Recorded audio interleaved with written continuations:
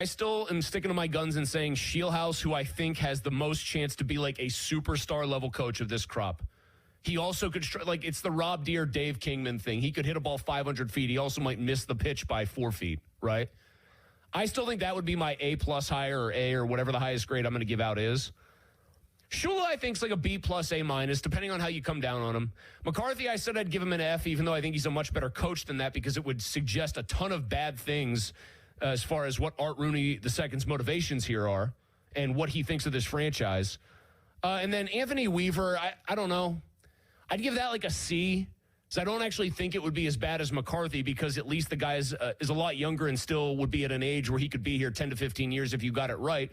Is Anthony Weaver, though, going to fall into the same trap that Mike Tomlin did where he wants to coach the defense instead of just be a CEO?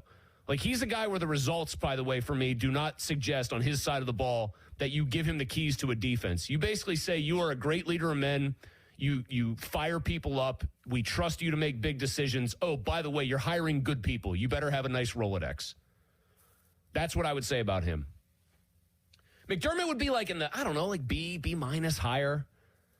Who's he got in his network of people that now could come in and run the offense?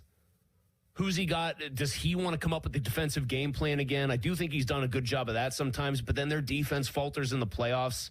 It would be B minus, C plus. It would just feel like you were going from Mike Tomlin to a marginally more successful version of Mike Tomlin of late, but also stripping away that which he had that made him more successful, which was Josh Allen. So it's a name that absolutely, like, kind of, oh, yeah, get an eyebrow raise. It is not a name that when I actually flesh out the scenario happening in real life necessarily fills me with glee.